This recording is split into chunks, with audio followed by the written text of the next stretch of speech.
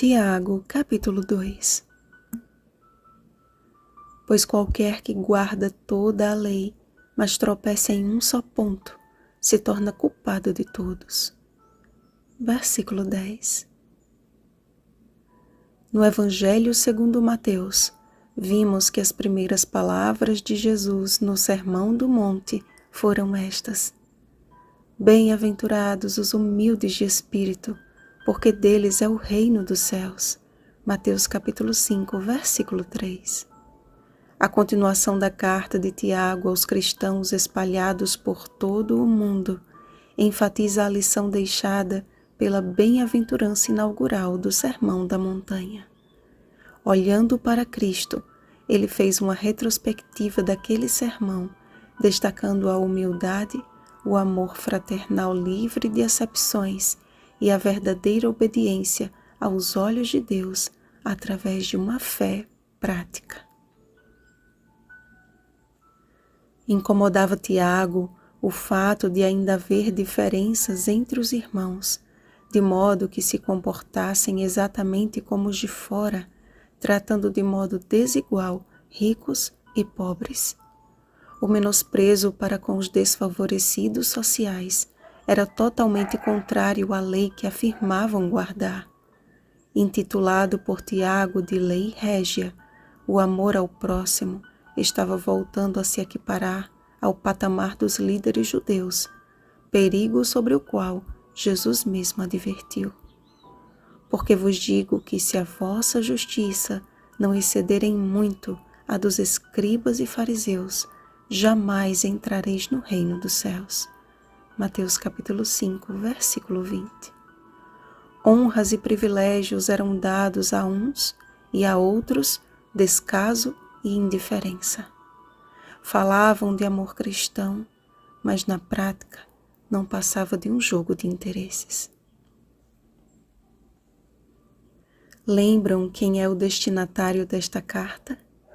Você e eu. É muito fácil lê-la pensando que foi escrita para os cristãos daquela época, mas tê-la em mãos e pensar que é para você e para mim causa um impacto bem diferente, não é mesmo? Notem que Tiago encheu este capítulo de perguntas retóricas. Jesus também fez muitas perguntas e muitas vezes suas respostas também eram perguntas reflexivas. Elas nos fazem olhar para dentro de nós e percebermos o nosso pecado. A acepção de pessoas não ficou no passado, ela continua. E dar mais atenção a uns em detrimento de outros é uma ferida que ainda aflige a Igreja de Deus. Ainda no Sermão da Montanha, Jesus afirmou: Não penseis que vim revogar a lei ou os profetas. Não vim para revogar, vim para cumprir. Mateus capítulo 5, versículo 17. Tiago também utilizou de argumento semelhante ao exortar-nos à obediência a todos os 10 mandamentos. Além de denominar o amor ao próximo de lei régia, ele também denominou o decálogo de lei da liberdade, pela qual todos seremos julgados um dia.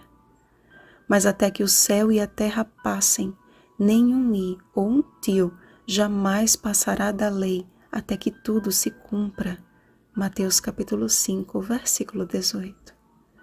Ainda vivemos debaixo do mesmo céu e sobre a mesma terra.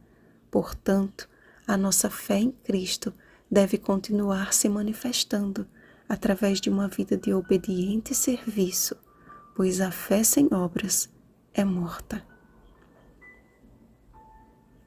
Meus irmãos, qual é o proveito se alguém disser que tem fé, mas não tiver obras?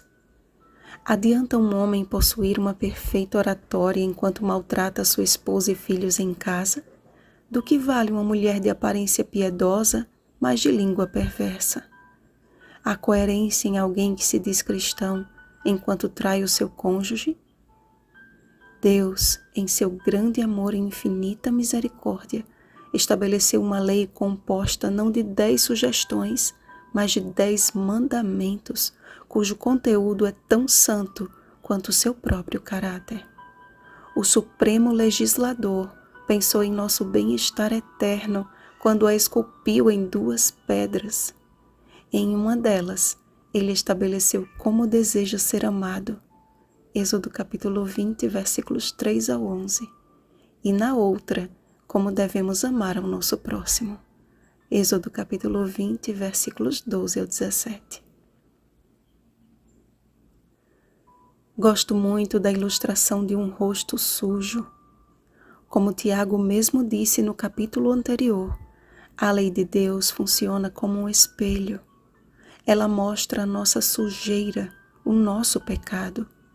Mas a escolha é nossa de cometer a insensatez de apenas contemplar e ignorar o que estamos vendo ou admitir que precisamos da ajuda de Cristo. Porque ninguém em sã consciência limpa o que está sujo com o espelho. Somente Jesus, a água da vida, pode nos purificar de todo o pecado. Deseja você, como Abraão, ser chamado amigo de Deus?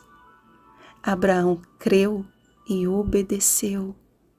Jesus confirmou esta verdade quando falou aos seus discípulos: Vós sois meus amigos, se fazeis o que eu vos mando.